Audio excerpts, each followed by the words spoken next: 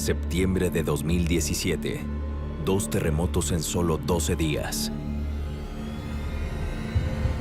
This is the most powerful earthquake to hit Mexico in 100 years. En este momento se está registrando un fuerte terremoto en la Ciudad de México.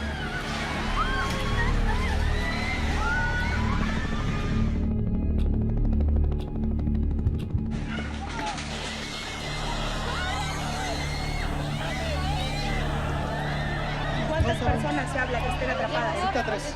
3 personas por lo pronto. Caballero.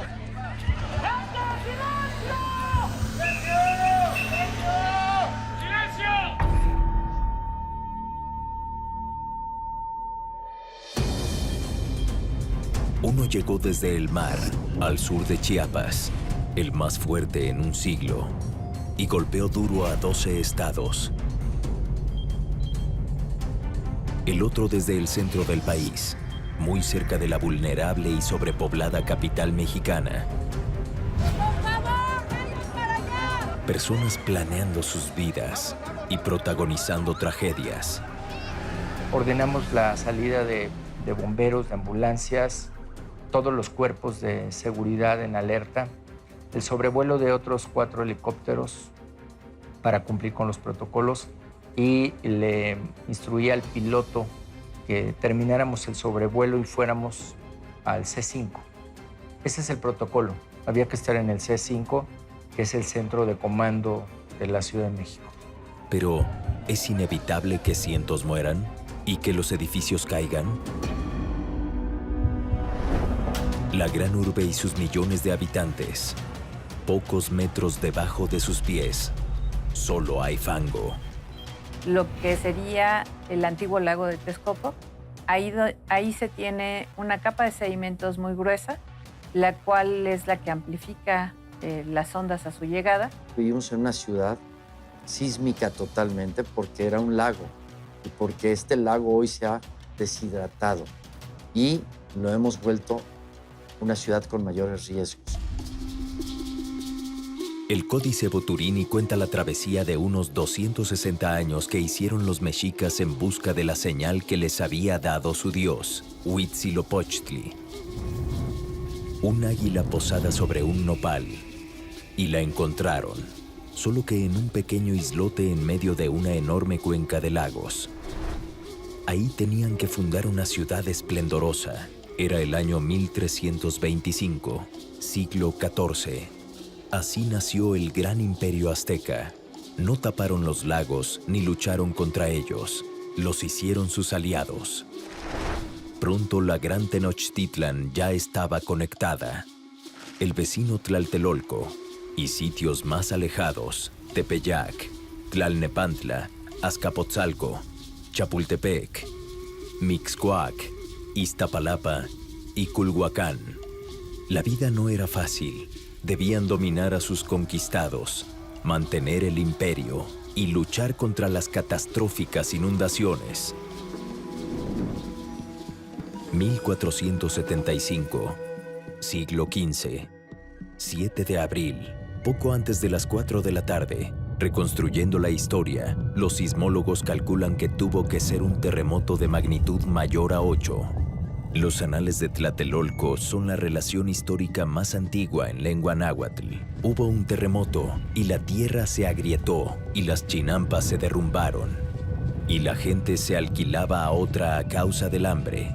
Cuenta que los cerros se desgajaron, se hundieron las cumbres, aplastaron las casas y en varias partes la tierra se abrió. Tenemos testimonios de diferentes sismos fuertes, están fechados inclusive con el año 1 Pedernal, con el año 1 Caña, en fin, hay glifos muy interesantes que están en algunos museos del extranjero y algunos en México.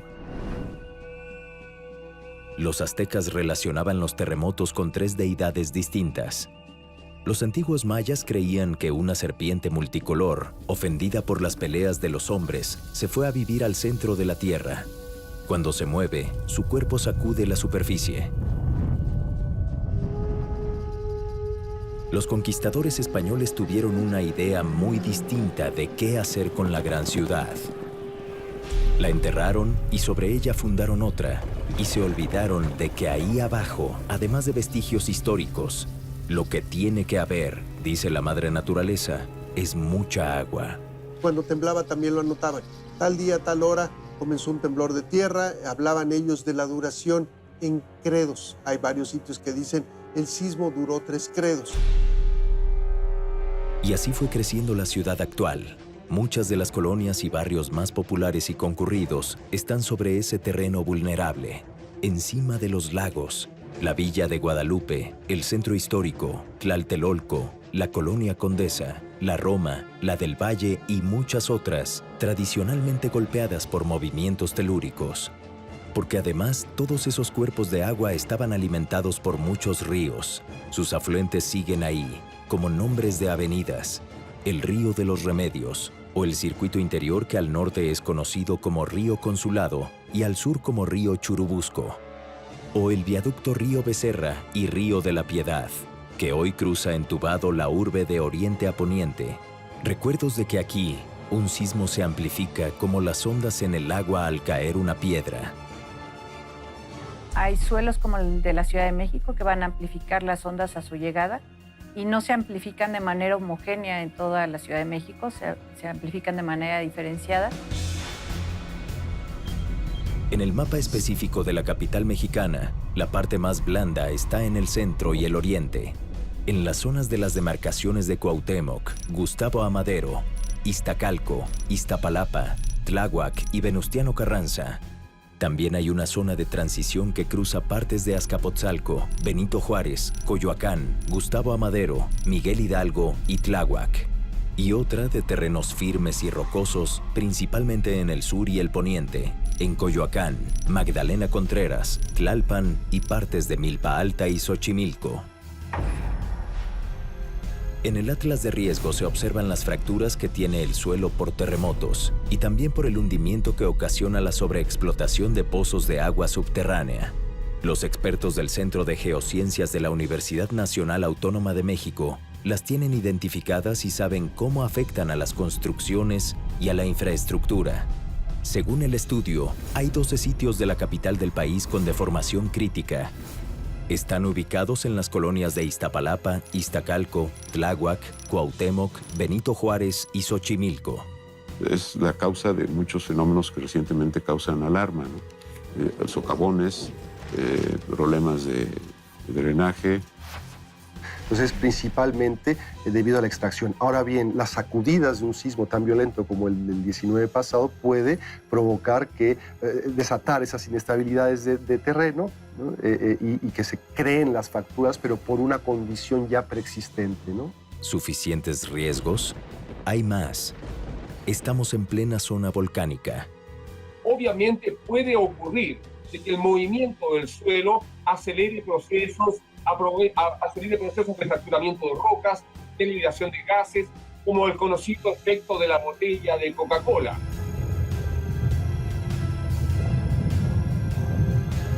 Es por la ruptura de la placa que va en penetración y genera efectos en la superficie que son evidentes en los volcanes, en los fenómenos geotérmicos, en muchos aspectos que caracterizan esta región del volcán de Colima a los Tuxtlas, digamos. Es muy importante ver esto.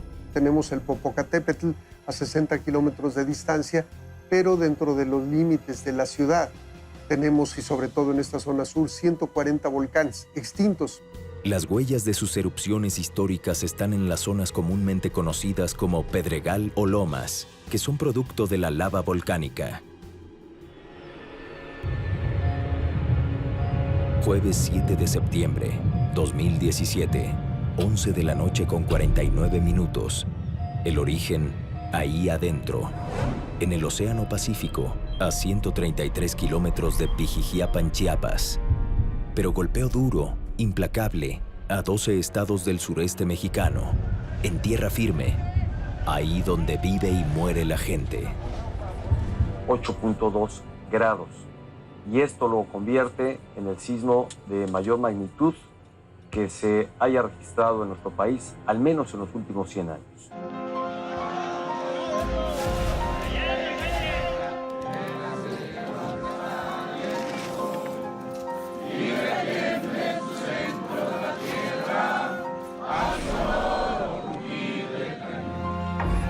Retiembla en sus centros la Tierra. Por lo menos 50 millones de personas sintieron su fuerza.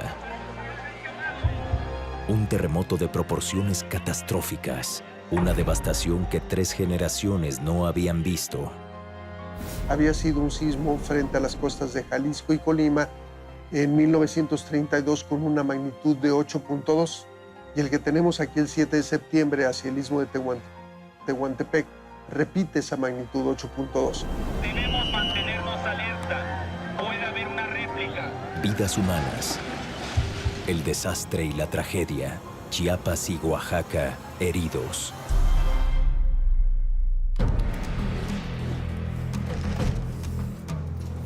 Pasaron solo 12 días. Nuevo golpe, esta vez en el centro del país. Martes 19, 1 de la tarde con 14 minutos, magnitud 7.1. Epicentro, 12 kilómetros al sureste de Azochiapan, Morelos, en los límites con Puebla, a solo 120 kilómetros de la muy vulnerable y poblada capital mexicana. Cientos murieron, miles lo perdieron todo. Millones revivieron la amargura de saberse habitantes de un lugar donde los terremotos pueden suceder en cualquier momento.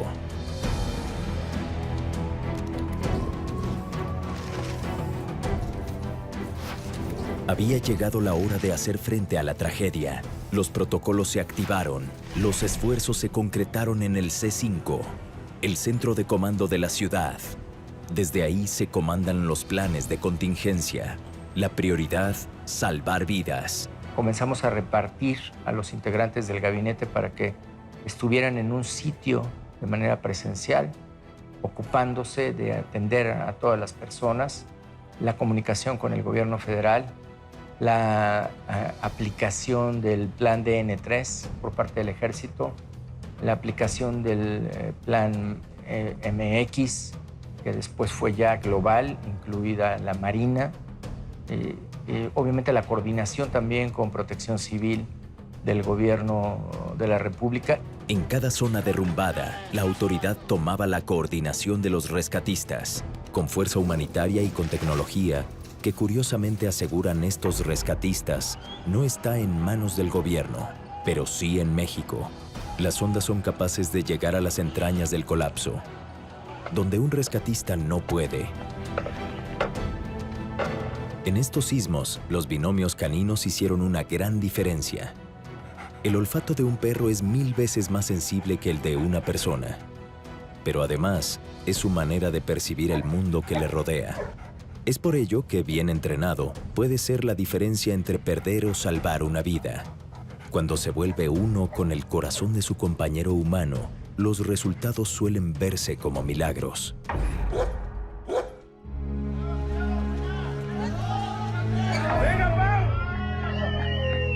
Más de 60 personas fueron rescatadas con vida, con historias absolutamente impensables, increíbles.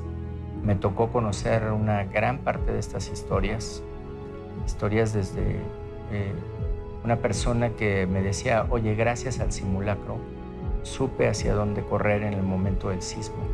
Después todo fue confusión porque les cayó encima una losa y la posición en la que quedó le permitió sobrevivir increíblemente alrededor de toda una gran tragedia.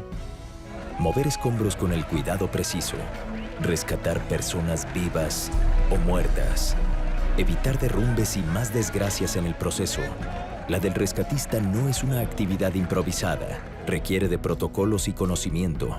Los protocolos internacionales te dicen una cosa y te dicen a las 72 horas hay que hacer prácticamente una declaración de que ya no se puede encontrar a nadie y meter máquinas.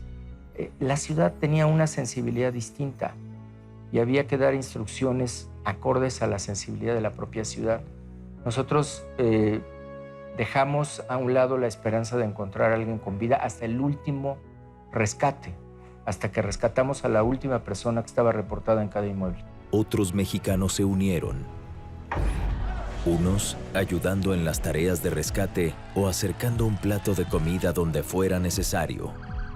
Otros atendiendo a los damnificados. Enfermeras y médicos que no abandonaron al niño o al joven o al adulto que estaba en cirugía en el momento del sismo y que si lo abandonaban iba a perder la vida. Tranquilos, tranquilos. Vámonos de aquí a otro. Dame una protegida.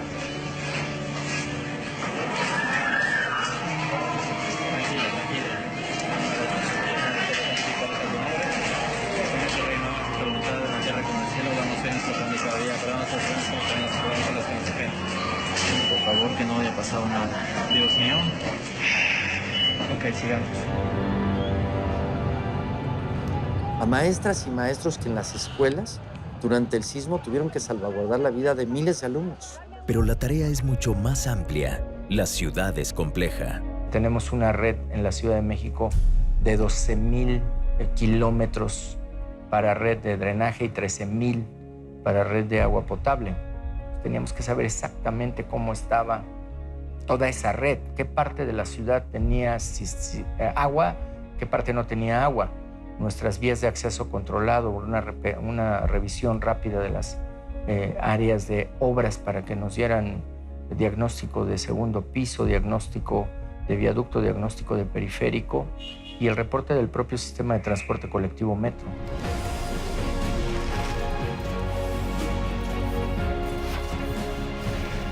En esta tragedia, México recibió el apoyo y la solidaridad de 24 naciones, algunas cercanas y otras no tanto.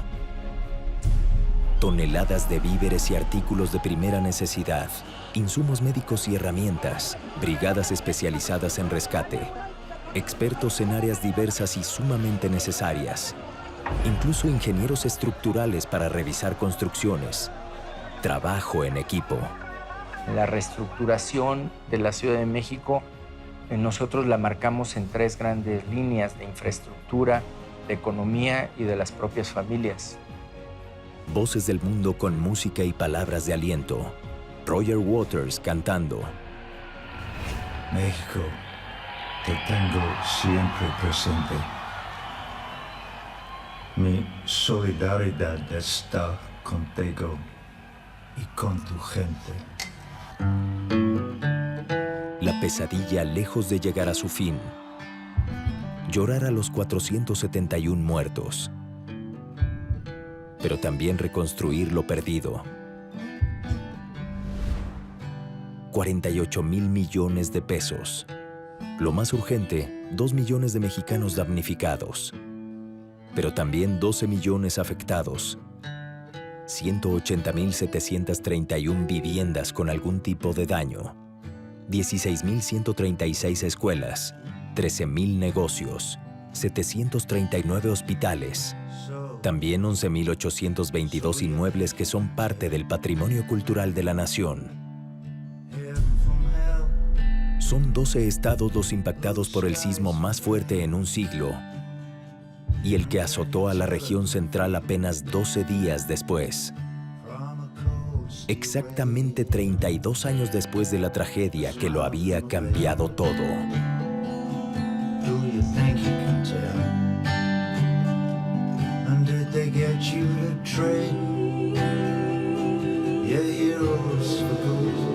Teníamos en la reserva nosotros la disposición inmediata de 3,000 millones. Esta disposición inmediata lo que nos dio solvencia es para el sistema de gratuidad del transporte público durante la emergencia, para poder enfrentar los requerimientos de agua, todas las pipas, más de 1,000 millones o 1,500 millones que hubo que comprar de agua, toda la emergencia misma del pago de rentas para que no se hicieran campamentos. Lo que tiene previsto el gobierno federal, México, si se sigue con esta inercia, lo único que tienes es un fondo denominado Fondem que bien te puede ayudar a los 30 días o más. Y la verdad es que es una ayuda marginal.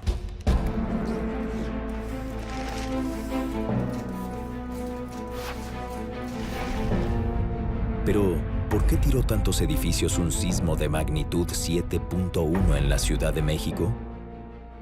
Cualquier sismo que busquemos de 7.1 en las costas que haya ocurrido, ninguno ha provocado daños importantes. El 7.1 que ocurrió en Puebla fue un sismo más profundo, que está en una zona más profunda de la placa oceánica que ha pasado por debajo de la placa continental, pero también más cercano a la Ciudad de México. Eso también cambia un poco la naturaleza del movimiento, porque mientras más cerca estás, las vibraciones de alta frecuencia pueden ser más importantes que cuando el sismo está muy lejos.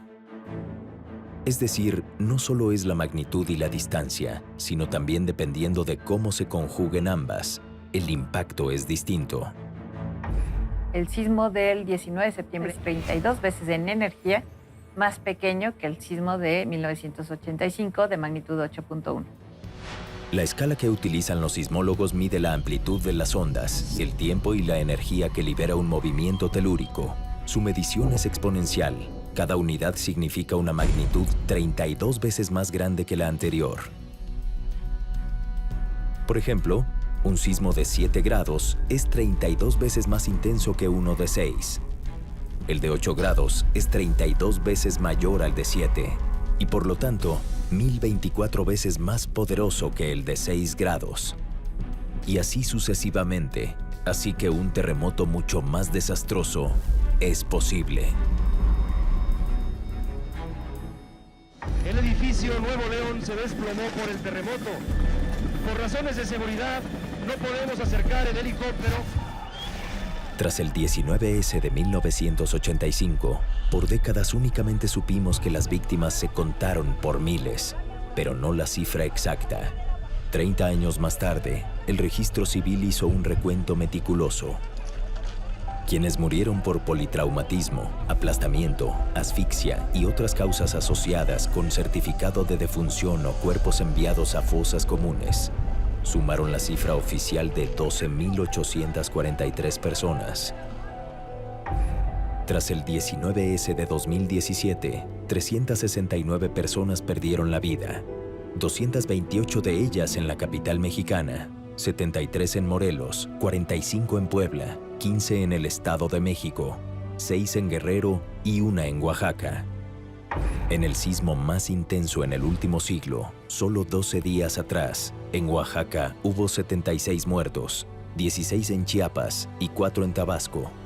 Hay diferencia.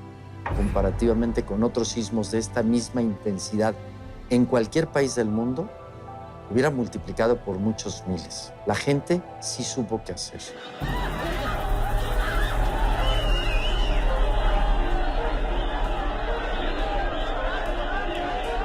Los desastres no son naturales. Es incorrecto llamarlos o denominarlos desastres naturales. Somos nosotros, como sociedades, quienes decidimos si queremos ocuparnos como corresponde o no de estos problemas. La amenaza sísmica en México es inevitable. Siempre va a ocurrir. ¿Cómo convivo yo con esta realidad? Claramente, las lecciones aprendidas de septiembre de 1985 no llegaron a todos por igual.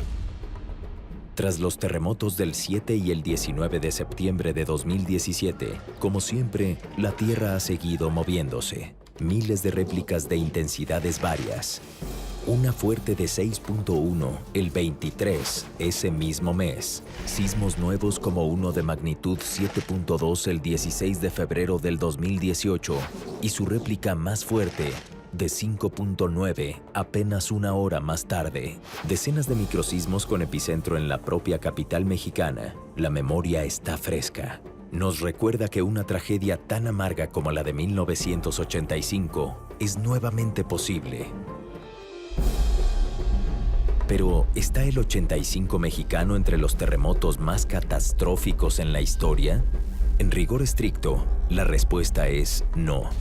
La magnitud 8.1 de ese 19 de septiembre palidece frente a la 8.6 de 2012 en el Océano Índico. La 8.8 de 2010 en Chile, tan fuerte que movió el eje rotatorio del planeta. 8 centímetros que significan que el día terrestre se acortó 1.26 microsegundos. La magnitud 9 de 2011 que acabó con la central nuclear de Fukushima, en Japón. La 9.1 del megaterremoto que arrasó Indonesia en 2004. y es mínima ante el sismo más devastador del que se tiene registro histórico, de magnitud 9.5, el 22 de mayo de 1960, en las costas de Chile. La Tierra es la casa natural de la especie humana, pero como todo hogar, no es precisamente un sitio seguro. De hecho, es capaz de generar grandes tragedias. ¿Por qué tiembla? Vamos muy al fondo, hasta el centro mismo del planeta. La Tierra está compuesta de varias capas. El núcleo interno es sólido. El externo está compuesto básicamente de metales en estado líquido, porque están sometidos a temperaturas y presiones tan extremas como incomprensibles para la percepción humana. El manto inferior es de roca sólida tan caliente que va de los 400 a los 3500 grados centígrados. El manto superior tiene un estado entre sólido y viscoso, como el que expulsa un volcán en erupción. Sobre todo ese caudal de energía está la corteza terrestre con sus océanos y continentes. La corteza de la Tierra está quebrada en placas y esas placas están moviéndose muy lentamente, empujándose unas a otras, y en el contacto entre las placas, ese contacto son las fallas, ahí va acumulándose energía hasta que de pronto se libera esa energía de manera abrupta, violenta, y eso es el terremoto. La mayor parte del territorio mexicano está en la placa norteamericana, pero rozando la del Pacífico, la de Rivera, la de Cocos y la del Caribe. La de Cocos roza con la norteamericana a lo largo de la costa mexicana del Pacífico Sur.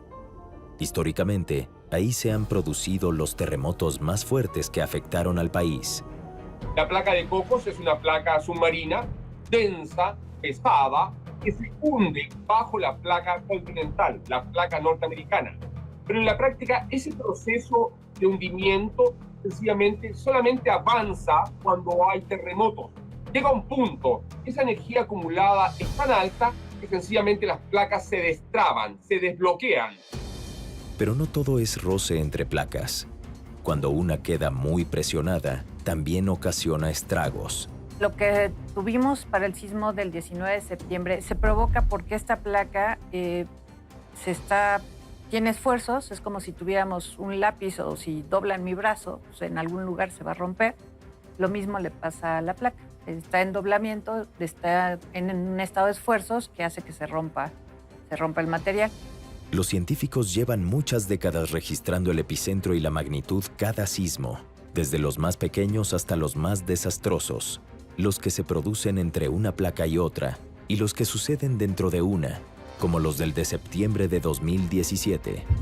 Una preocupación muy seria para la capital mexicana está en las costas cercanas del estado de Guerrero. No, sabemos que puede ocurrir. Específicamente hablamos de la zona conocida como la brecha sísmica de Guerrero, porque tomamos y traducimos la palabra en inglés que es seismic gap, y vemos que de Acapulco a la parte en donde está Petatlán, cerca de Ixtapas y Guatanejo, en esta zona desde el año de 1911 no se presenta un sismo importante.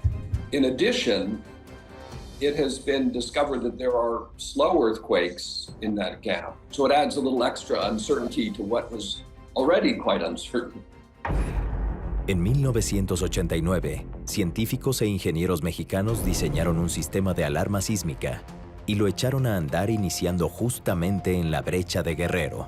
Hay 12 sensores que van desde Punta Maldonado, frontera Guerrero-Oaxaca, hacia Zihuatanejo, en Papanoa. Se hizo un plan que incluía sensores en la zona de la costa, desde Bahía de Banderas hasta prácticamente el Istmo de Tehuantepec y hasta Chiapas. Tiene particularmente una franja de sensores que va de lo que sería el volcán de Colima, en una cobertura por el Valle del Balsas, se va al norte de Guerrero y al norte de Oaxaca. Llegamos prácticamente hasta los Tuxtlas en Veracruz. Este proyecto se logró avanzar en un momento dado porque hubo una actividad sísmica en Haití hasta el año 2010. Cuando las estaciones cercanas detectan un sismo de 5 grados o más, envían una alerta que tarda 2 segundos en llegar y activarse en redes, medios de comunicación y el sistema de altavoces instalados en las cámaras de seguridad pública de la Ciudad de México. Si el temblor se da suficientemente lejos y la onda sísmica tarda unos 50 segundos en llegar, ese corto lapso puede ser la diferencia entre la vida y la muerte. Una estación sismológica de primer orden puede estar cerca de $1,5 millones de pesos. Este sistema de alertamiento tiene en 100 sensores distribuidos en un territorio muy grande, haciendo un sistema ideal como el que se ha proyectado desde 1999. Debemos de llegar con sensores, son 60 más todavía. Se deben de poner en Chiapas, se deben poner en Tabasco, en Veracruz. Se debe de poner un refuerzo de sensores en las costas, en las regiones costeras de Oaxaca, de Guerrero y de Michoacán. Si se necesitan al menos 60 estaciones sismológicas más, su costo es de 90 millones de pesos, una cantidad pequeña comparada con el tamaño del presupuesto federal y necesaria para salvar miles de vidas. En marzo de 2018, fue anunciada la colocación de nuevos sensores. Si ya se sabía que eran necesarios, ¿por qué no se había hecho antes?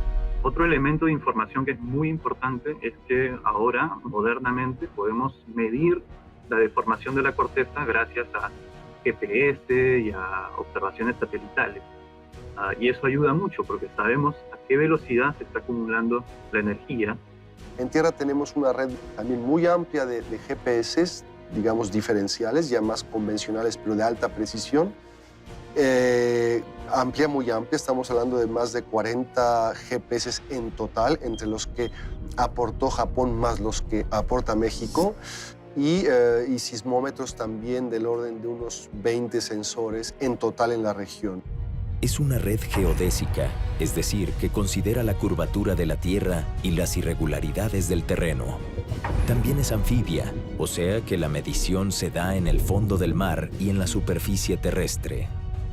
En el océano tenemos 7 sismómetros de fondo oceánico y tenemos 7 estaciones geodésicas que en realidad suponen más sensores, porque son arreglos de estaciones que instalamos en el fondo del mar para poder hacer una misma medición. Estamos hablando del orden de unos 15 instrumentos, lo que llamamos transpondedores oceánicos, que nos permiten medir la deformación vertical del continente, más la deformación horizontal, con estas mediciones de GPS acústicos sin precedente, decía yo, en México, y en muy pocos lugares del mundo se ha hecho como lo hicimos aquí.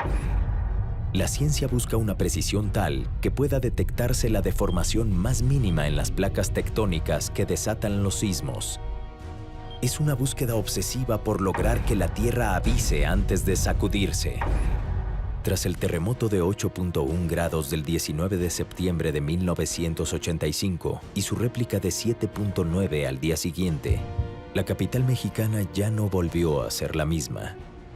Ahora hay una red acelerográfica monitoreando el comportamiento del subsuelo en los 3 tipos de zonas. La aceleración es un parámetro muy útil para poder hacer investigación.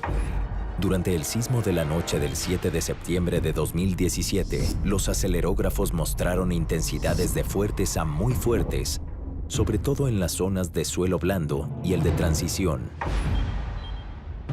Durante el de la tarde del 19 de ese mismo mes, mostraron intensidades muy fuertes incluso en suelo firme y severas en suelos blandos y de transición. La observación de la Tierra desde el cielo también es muy útil.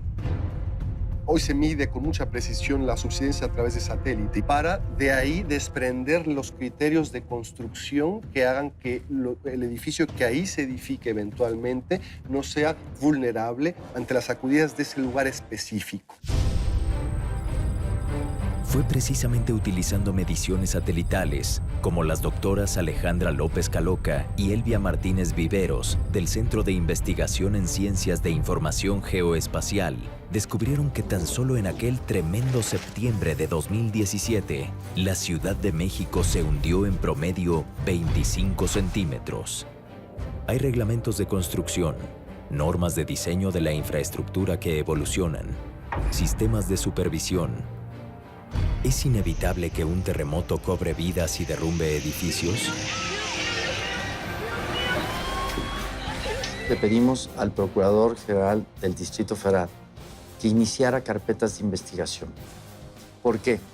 Porque vemos que el reglamento, quien lo respetó, los edificios no colapsaron. Que colapsaron aquellos edificios que tuvieran una modificación fuera del reglamento, que tuvieron un sobrepeso. De los edificios caídos en la capital mexicana, el 10% eran posteriores a 1985. Incluso algunos nuevos, es decir, construidos bajo un reglamento de construcciones modernizado, técnicas específicas, resistencia de materiales, supervisión de un director responsable de obra, en teoría debidamente acreditado.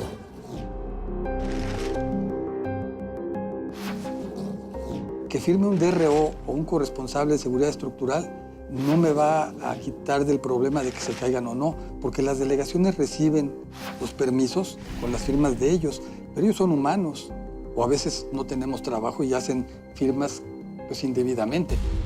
Yo te diría, ahí murieron 19 niños y 7 adultos no.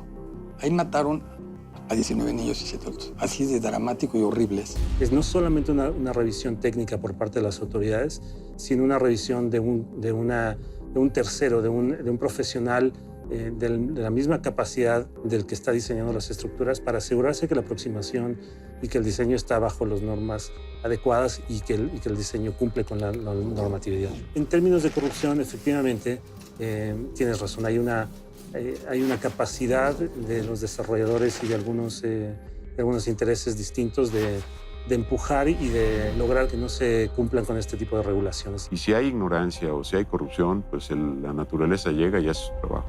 ¿Tenemos el reglamento de construcciones adecuado?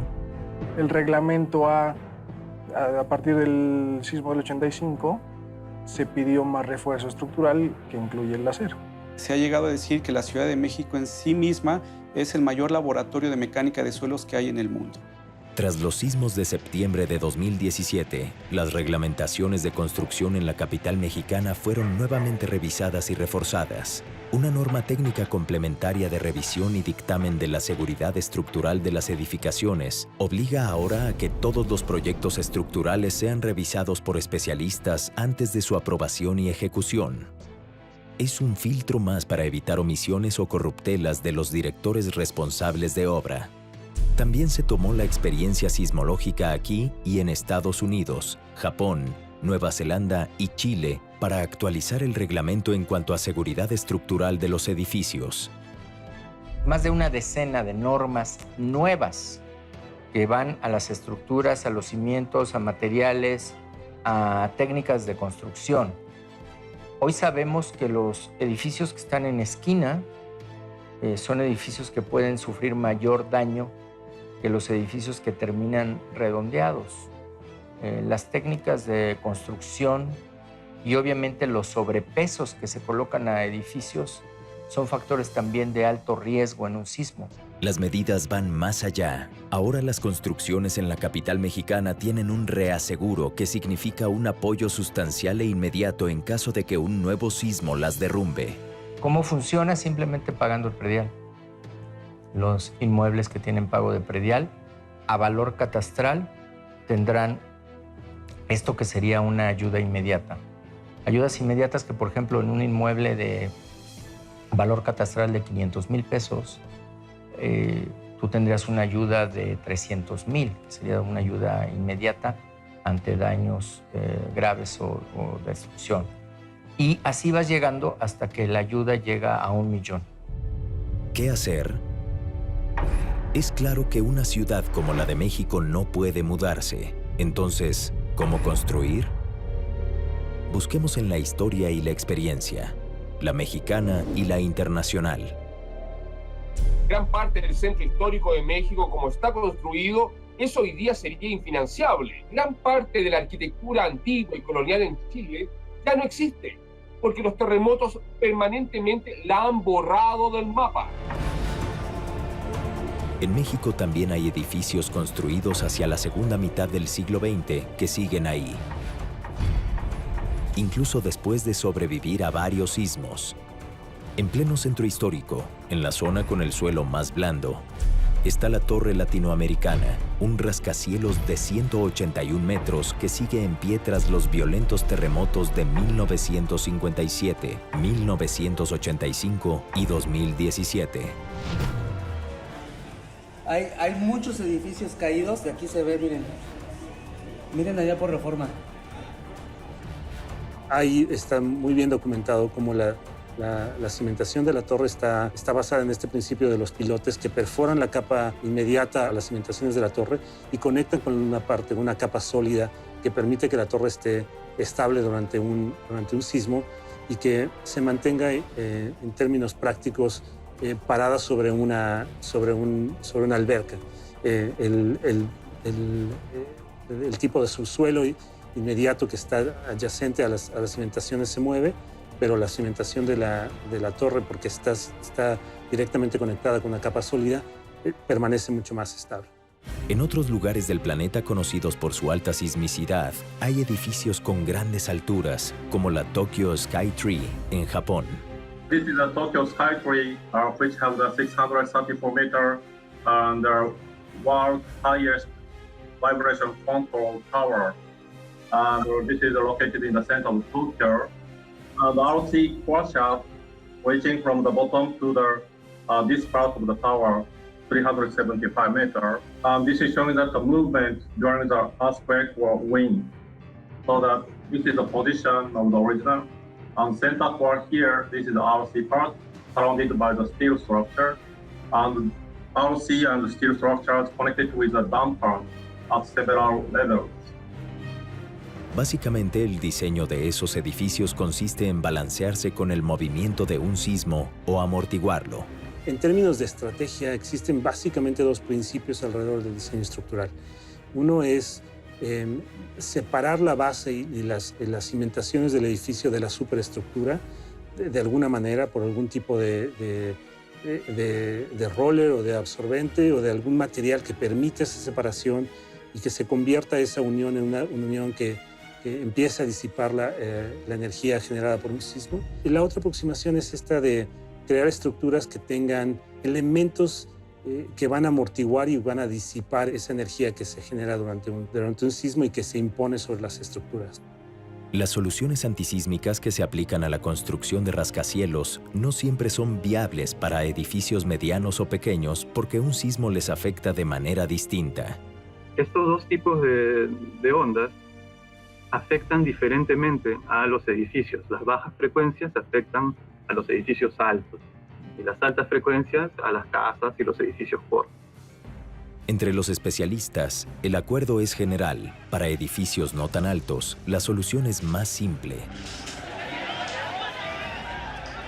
Si tú revisas el diseño estructural que se hace en otras partes del mundo, sobre todo en los países desarrollados donde existen condiciones sismológicas parecidas a las nuestras, las estructuras tienden a ser mucho más dúctiles, mucho más ligeras, mucho más flexibles. En muros divisores no usan mampostería, usan puros muros prefabricados, usan tabla roca, usan sintéticos no flamables que hacen el edificio muy ligero. En China están usando mucho bambú para todo lo que es el andamiaje. Está comprobado que es muy flexible y resistente. Una técnica mexicana muy apreciada en el mundo es la tridilosa, inventada por el ingeniero Eberto Castillo en 1966 y utilizada exitosamente en edificios importantes como el World Trade Center. En vez de losas que pesan 2 toneladas por metro cúbico, la tridilosa es reticular y mucho más liviana. Es un sistema muy eficiente porque es una estructura muy ligera que tiene una resistencia muy grande. Entonces lo vuelve sumamente eficiente, porque normalmente cuando es muy ligero es débil y cuando es pesado es muy fuerte. Este tiene esa cuestión tan genial de conjugar las dos cosas. Podríamos hablar de Álvaro Obregón 286 o de Repsam, donde perdieron la vida 19 niños, lo difícil que fue rescatarlos, lo difícil que fue ir quitando tramos de losa para poder irlos quitando y bajar verticalmente, porque no podías penetrar entre losa y losa porque el impacto era muy grande. La combinación ideal, estructuras resistentes, es decir, que no se rompan, pero dúctiles, o sea, flexibles y que sean capaces de convivir con las ondas sísmicas y el movimiento del suelo. Lo que hace la norma actualizada recurrentemente con terremotos es que la estructura no debe colapsar. Puede tener daño, pero ese daño va a evitar sencillamente que la gente pueda morir. En Japón, los reglamentos incluyen detalles técnicos que van cambiando de acuerdo con la altura de las construcciones. ¿Llegó la hora de dejar de construir en México con mampostería? Es decir, básicamente con piedra y ladrillo unidos con argamasas como el cemento, la cal y la arena mezclados con agua. Esta técnica tiene sus detractores y defensores. Tradicionalmente al mexicano le gusta sentir la casa maciza, ¿no? Porque es un patrimonio. La idea de que siendo dura va a durar más, pues estamos viendo que no siempre es correcta, ¿no? Si tu pregunta viene por el hecho de que en este sismo buena parte de los daños se dieron en mampostería, a nivel del avance en la normatividad técnica que se aplica en la Ciudad de México, los mayores avances se están dando justamente en temas de mampostería. La iniciativa de autoconstrucción asistida de la Fundación Azteca es un ejemplo sustancial. Esta localidad del municipio de Tonalá, en Chiapas, sufrió los embates más duros. Las casas nuevas se levantan con cimentaciones antisísmicas, bajo la supervisión de especialistas. Lleva malla, lleva varilla, lleva un colado, o sea, la cimentación está colada toda pareja. Quiere decir, y nos explican los ingenieros, que cuando se mueva la tierra se va a mover. Estas casas, las que quedaron de lado, porque no están así. El material principal para los muros es Adobloc, que se fabrica ahí mismo con especificaciones que lo hacen igual de resistente que el concreto. Lo que tenemos que trabajar, arquitectos, ingenieros y la autoridad, es en implementar diseños de evacuación, diseños de protección civil que permitan que estas estructuras en su operatividad sean más seguras.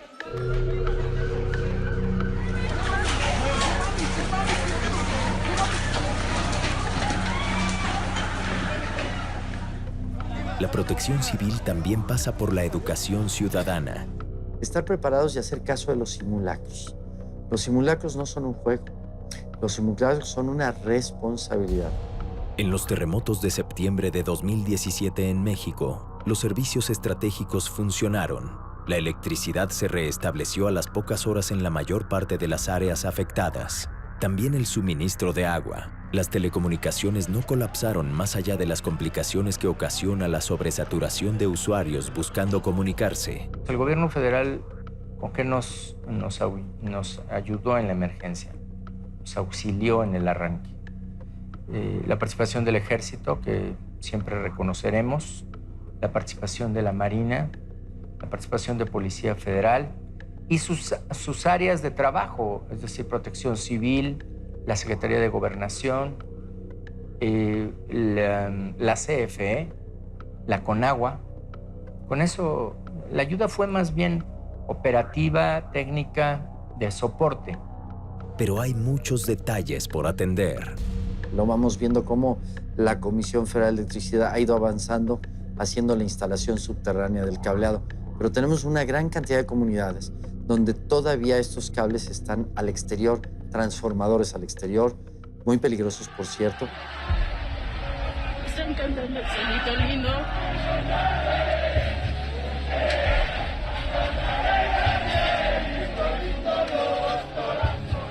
En México, la tierra tiembla.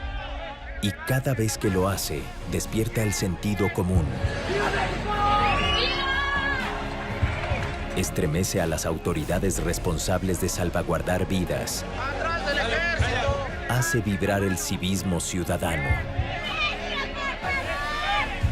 Agita los ánimos y sacude conciencias. Al cierre de este documental, se han registrado 20.517 sismos en territorio mexicano desde el 19S. 13.845 se originaron en Oaxaca con magnitud de 1.5 a 7.2. 3.727 de ellos en las cercanías de Pinotepa Nacional. En Chiapas se registraron 3.359 con magnitudes de 2.7 a 5.8. En Guerrero hubo 1.505 movimientos telúricos con magnitudes de 1.5 a 5.1, 452 de ellos en las cercanías de Ometepec. En la Ciudad de México se originaron 17 sismos con magnitudes de 1.2 a 2.6. Tuvieron epicentro en las delegaciones Benito Juárez, Coyoacán, Coajimalpa, Tlalpan y Venustiano Carranza. En Morelos se registraron 62 con magnitudes de 2.8 a 7.1, sismo que se originó a solo 123 kilómetros de la Ciudad de México, donde derrumbó 40 edificios. En Baja California hubo 225 movimientos telúricos con magnitudes de 2.2 a 4.5. En esta zona se ubica la falla de San Andrés, el límite tectónico entre la placa norteamericana y la placa del Pacífico. Nuevo León registró 7 sismos, Coahuila 5 y Chihuahua 4 sismos con magnitudes de 3.1 a 4.2.